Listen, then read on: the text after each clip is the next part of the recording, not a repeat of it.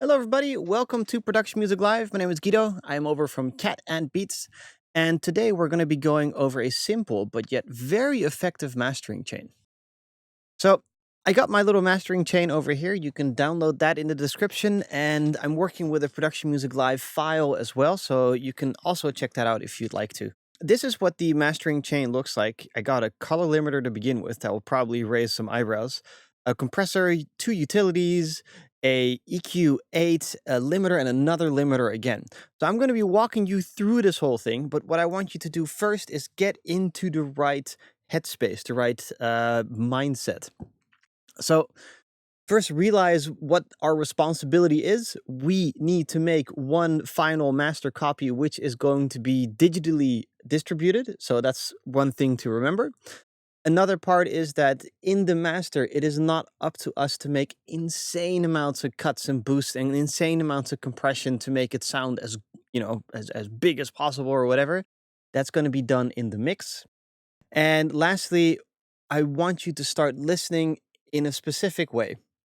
And that way is to listen to low end, low mid, high mid, and top end. Listen in those 4 bands in your head, okay? And then what are you going to listen to first? The first thing that we're going to have to listen to is a reference track. And a reference track is a track that's similar in style and genre. Now, I'm not going to put a reference track in here right now because I don't want the PML's channel to be demonetized because that would be horrible. But you please do that. So if you're mixing your own track or, mastering your own track, get yourself a reference similar in style and genre. Adjust it for loudness, okay? Now, for loudness, what I suggest you do is click over on your tab button, have a little look at your master, open that up all the way, make sure that you're at the 0 dB level, click play on the main drop section of your song. Watch that little number and try to get anywhere between -10 and -6. Because we're going to be adding dBs and cutting and boosting. So I want to have something called headroom. Now make sure that your reference is also set to that -10, -6 dB, but try to get that peak level about the same. Okay. First and foremost, listen to your reference. Listen into that low end, that low mid, high mid, and top end. And then switch to your own song. All right? Once you switch back and forth a couple times, you'll start noticing that your low end is probably a little bit over the top. Your top end is probably a little bit over the top. Your low mids are probably not present or something like that. It will be something what you're like, oh, that's a bit weird. So remember that part, okay? Now, I'm just going to reference from the music that is in my head regardless. And we're going to start mastering right now. And we're basically going to rebalance this track a little bit. Now, the first thing I have over here is called a color limiter. And a color limiter, I'm not going to use it for the name of limiting. So I'm actually going to be using this for a tilt shift EQ. All right, that's what we're going to be using this for. And the way I'll set this up is set my saturation level to about 20 there. And then I'm going to use this color knob to tilt shift. Now, a tilt shift EQ is to either put in more top end and less low end, or more low end and less top end. Now, generally speaking, that's the first thing that you'll want to do, because most of the time it's either way too much low or way too much high. So this is going to be a sexy little number to do so. So first and foremost, put that on, have a little play again.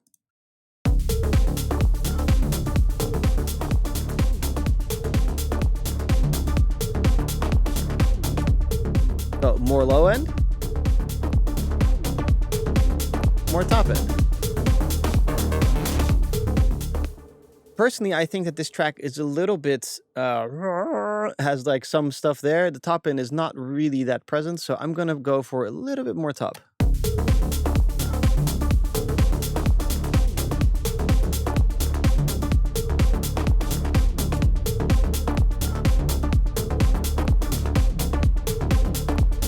Okay, so that's the first thing I want to do. A little bit of a tilt shift, but it's going to force you to listen because the only thing you have is a little knob and you have to kind of go like, this does sound nicer.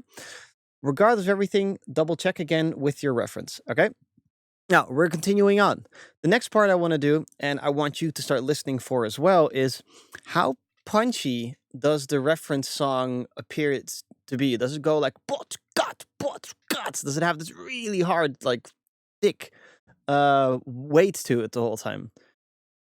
Then that is compression, what you're listening to right there. So what we're going to do is set this compressor up for what it needs to be. So if you have a track where the transients seem a little bit buried, so it kind of seems like it's being held back a bit, then you're going to want to use a compressor to pop those transients forward again. Okay? If you have transients that are really popping in your face, then you would want to push them back just ever so slightly. But I'm also coming with an advanced version of this whole thing, so make sure to subscribe to this channel because that's going to need a little bit more tweaking. So let's just go with 90% of the case you want more pop. So more pop, how do you do that? First and foremost, let's just set this compressor up and understand what it is that we're trying to listen for. So I'm going to set this up pretty insane just to over dramatize the amount of compression and what it will do, and then you understand the sound that will come out. So set your compressor up the same way, put a 10 to 1, which is insane, attack of 0, threshold of about like 4-ish, and your threshold all the way down. Okay, next up, you're not going to hear that much right now. Okay, so I'm going to put up the volume for you. Okay.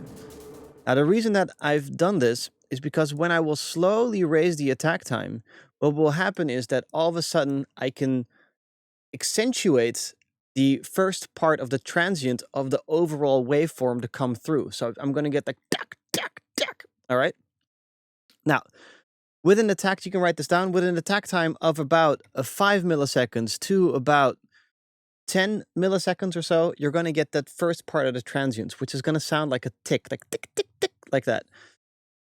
If you want your sound to be a little bit more ticky, so tick, tick, tick, like more techno, the top part of a kick to really come through, then that's going to be a nice attack time. If you want the track to be a little bit thicker, go anywhere from 15 to, actually, anywhere from 25 to about 50 milliseconds, or sometimes even 60 milliseconds, and you're going to get more of the transient to come through, so you're going to have a thicker sound. So let's prove that point and see if I slowly put this up, if we then get a tick, and after that we get a thicker transient coming through.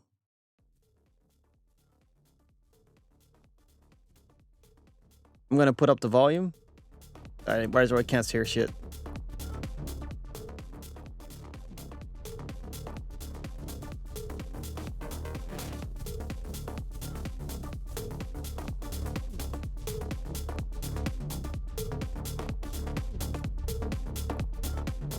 So at about 20, you really start hearing the tick. Oh, excuse me.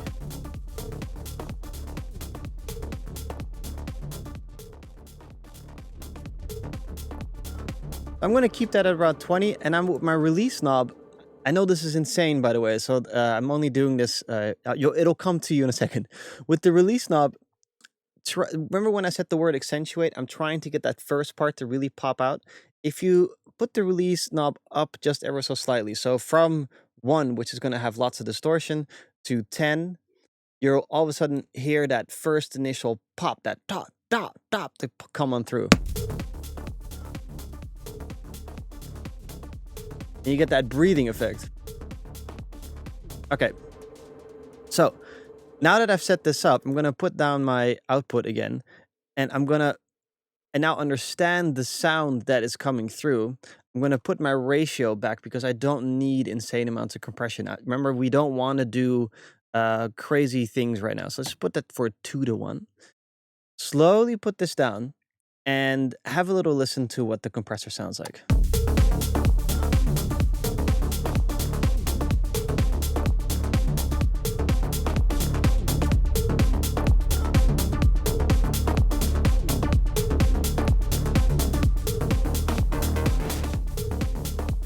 Okay, so we get this pumping effect right now. It's not really sounding all that nice. Now, there's a secret little button here. Remember, simple yet effective. Click the EQ button over here. And this gain reduction currently, so the GR, the gain reduction is currently only happening on that kick. That kick is really telling the compressor to go whoop, whoop, whoop, whoop, whoop, you know, like that. And it's like, ah. So I kind of want my snare drum to go gats to come through, because it feels like the snare drum is buried a little bit. So what I'll do is put this internal sidechain on. And if you slowly put the frequency knob up, you'll notice that the gain reduction will start only happening for the top end of the track. So you're going to get a really nice peaky top. So no low end.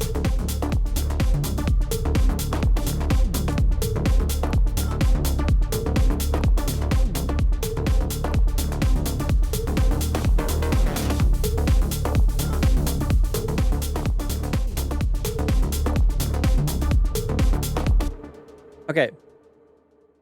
I hope you're still sticking with me here. This is a magic little setting here. If you've noticed that when I put the frequency down, all of a sudden the hi-hats start disappearing, the whole sound just starts going, and the more I put it up, all of a sudden the hi-hats come out, and the top end comes out, and the lead starts coming out, and it's starting to sound good. Okay, now we're going to continue. Simple yet effective. I've made 2 buttons here. So you can do that with Command K, and I have a number 4 and a number 5. Now these utilities are set up so that we have a mono button over here and a side button over here. These are going to correlate to the EQ8, because I'm going to put my EQ8 into a mid-side mode. All right. So let's just check that out for a second. What I want you to do now is listen to your reference track, but then listen to it in mid-side mode. So first, let's listen to the mid mode of this song, which is going to be mono.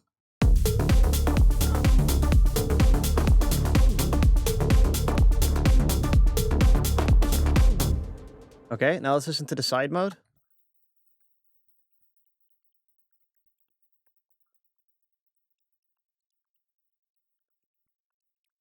Okay, so do the same thing for the reference track. What I'm noticing is that in the side mode, there isn't really that much top end. There's lots of things going on. And in the mid mode, there's this fantastic little area where we can start cutting things out. So let's talk about some common EQ techniques, and we'll have a good time. So things to start being aware of first time around is to listen to this area. Normally speaking, you can gain a lot of what's called muddy stuff coming in over time. Everything starts building up between about 150 to about 600 hertz. Somewhere there, you're going to get something called mud and goop and bleh. Sounds like this.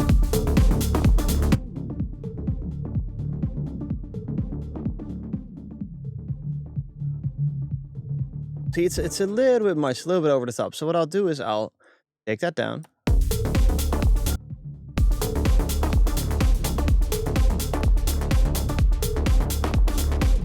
And a fun little trick here is when you take it down, so if you would do it extreme, by the way, when you would take it down really extreme, what you will notice is all of a sudden the thump of the kick really starts coming out.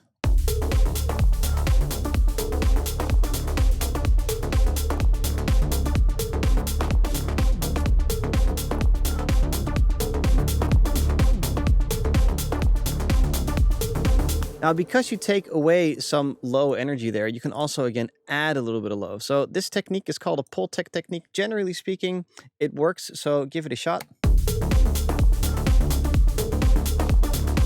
And also notice that these cuts and boosts, they're quite small, because in Ableton, this amount is already 1.36 dB, so that's pretty crazy. If you're doing this kind of stuff, then most likely you need to go back into the mix and just quickly fix that.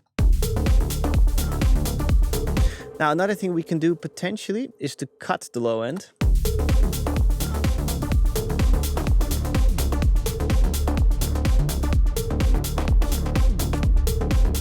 because you don't want to have too much rumble and weirdness going on, because the limiter is going to love eating that up. So we're just going to cut that, but I would really pay attention to, are we messing up the sound?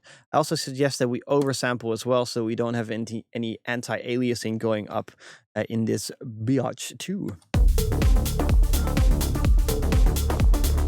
Okay, next up, let's listen a little bit to the top end. Let's try to get some presence. So this is a presence area, anywhere from, what would it be, about 1K to about 3K. Generally speaking, people don't like hearing 3K. It hurts their ears. And for the advanced version, again, that is going to be coming up. I will show you de-essing and multi-band dynamics and upwards and downward compression and all that kind of stuff. But right now, let's just boost a little bit.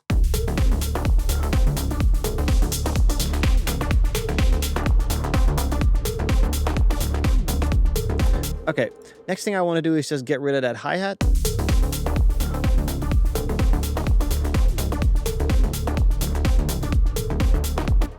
And next thing I want to do is now go into the side mode and start balancing that out again. Now in this side mode, there's quite a lot of low-end rumble going on. See, it's like all over the place.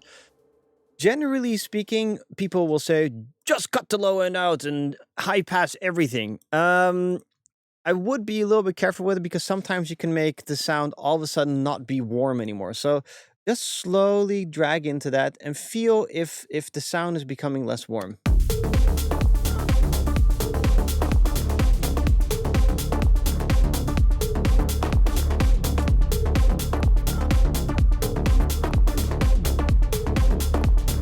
Okay, next thing I want to do in this side mode, because I felt like this is already too much.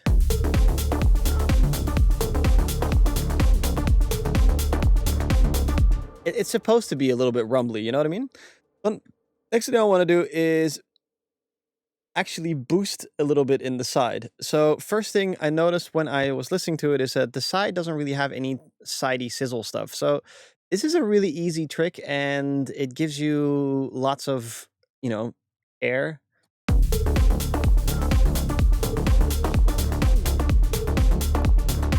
And generally speaking, you can get away with adding a little bit more sizzly air on the sides.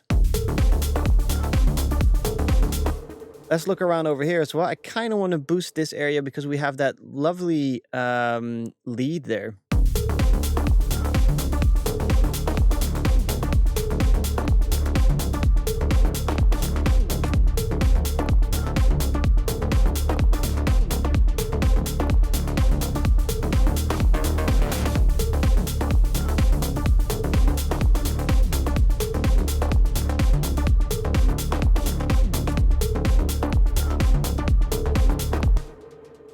Okay, I'm slowly getting happy with the way this is sounding. And remember, with the EQ8, you have lots of possibilities to steer, and this is not you're going to be able to do it. Just the power of the EQ8 is insane. If we just turn that one on and off, you'll notice the difference.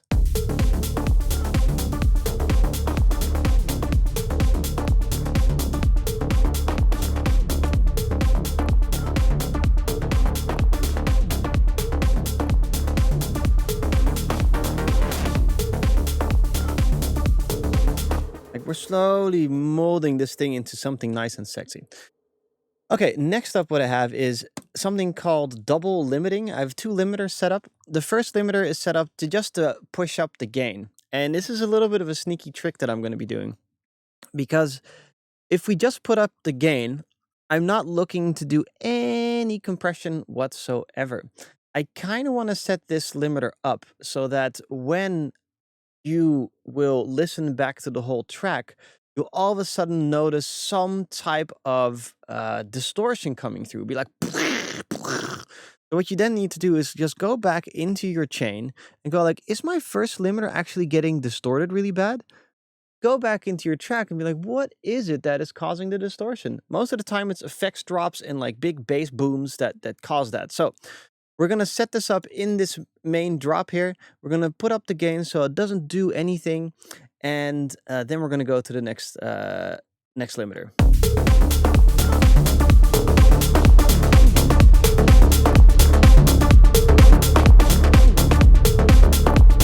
So basically at 7.5 dB, that's when about 8 dB, that's when we got the first little bit of limiting coming in. So I'm just going to push back just a tad, just to make sure it's okay. I also would suggest to get the look ahead very short, just so that this limiter will start doing more distortion.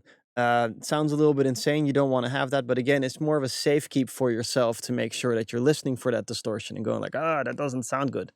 Just quickly, distortion sounds like this, so that you know that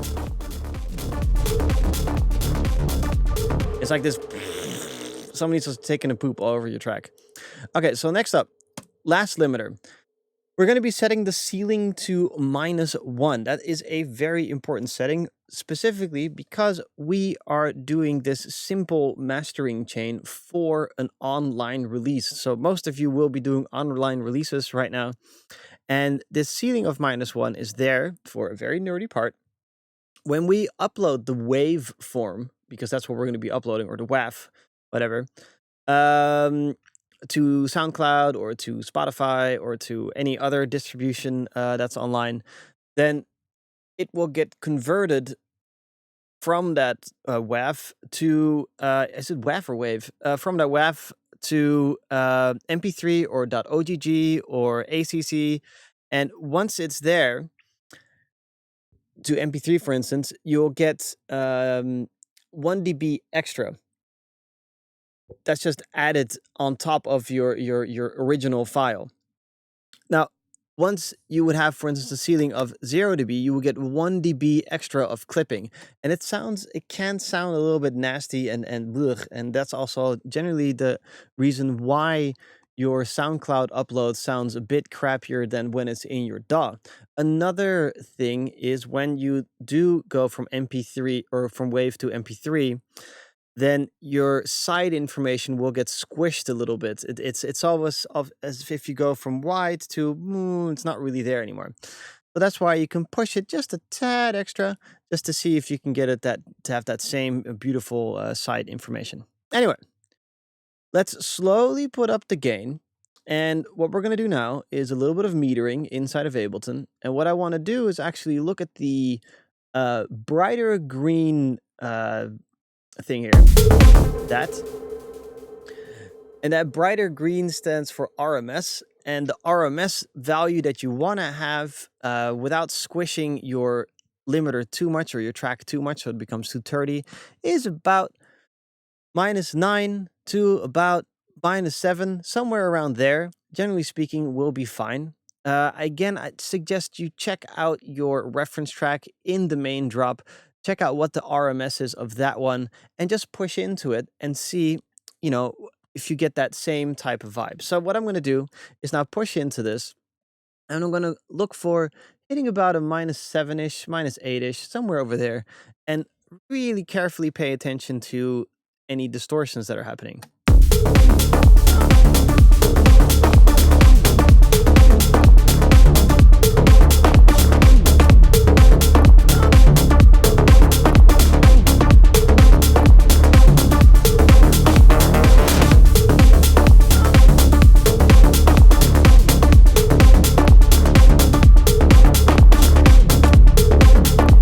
I think we're doing pretty good. So we got this master pretty loud. And this limiter is only doing about, what is that? -2 dB of limiting. So pretty good. Nice competitive loudness, about -7 RMS-ish there. And that's how I use this simple yet effective mastering chain. But it has a trick up its sleeve. And that is over here. There's a wet dry knob. With the dry knob, there's just a limiter. And what you can do is just pop up the limiter to whatever amount it is that you've compressed it to be. And you can check out the RMS.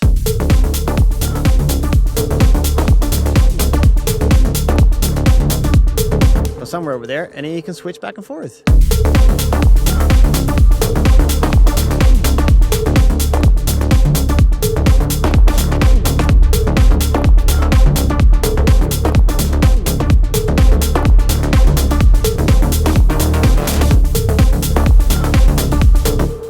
And then you can start picking up the little differences as well of like, is there too much bass? How's my mid side going? How's my reference track going?